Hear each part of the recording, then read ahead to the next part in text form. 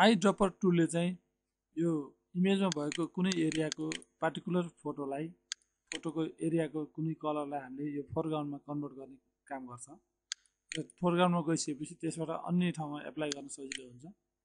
जस्तै यो ज्याकेटमा क्लिक गरौँ, ज्याकेटमा क्लिक गर्दा साथ आई ड्रपर टुलले क्लिक गर्दा साथ ज्याकेटमा जुन कलर युज भइरहेको थियो त्यो अहिले फोरग्राउन्डमा त्यहाँ सेट भइसकेको छ।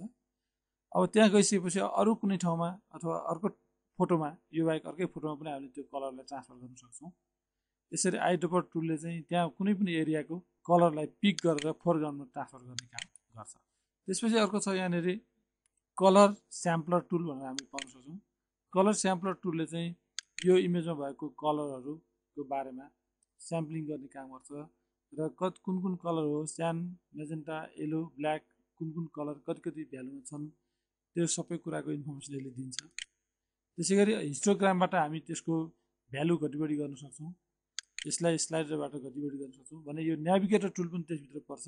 नेभिगेटर टुलबाट हामी यो स्लाइडरलाई तलमाथि गरेर पुरै इमेजलाई यसरी जुम इन जुम आउट गर्न सक्छौँ, जुम इन जुम आउट गरेर हेर्न सक्छौँ। यसरी स्लाइडर छ, यो नेभिगेटर टुलको तल भएको स्लाइडरबाट हामी यसरी यसलाई विभिन्न भ्यूमा भेरिएसन गर्न सक्छौँ। त्यसपछि अर्को रुलर टुल छ। यो रुलर टुलले चाहिँ यो इमेजमा हामीलाई इमेज बनाउने क्रममा अथवा डिजाइन गर्ने क्रममा सजिलो होस् भनेर विभिन्न गाइडहरू क्रिएट गर्ने काम गर्छ। रुलर गाइड, त्यहाँबाट रुलर हामी तानेर हेर्छौँ, मेजरमेन्टहरूको बारेमा सजिलो हुन्छ र रुलर राख्दैमा त्यो रुलर प्रिन्ट हुने होइन, खालि काम गर्नको लागि सजिलो हुने गाइडहरू मात्र यसले क्रिएट गर्ने हो। काम गरुन्जेल हामी रुलरलाई युज गर्छौँ र प्रिन्ट हुँदा चाहिँ त्यो गाइडहरू प्रिन्ट हुँदैन। त्यसपछि अब एउटा बाँकी छ काउन्ट टुल।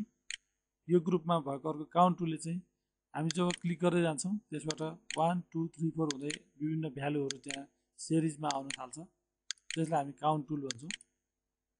काउन्ट टुलबाट हामी भ्यालुहरू जति क्लिक गरेको त्यति भ्यालु इन्क्रिज हुँदै जान्छ।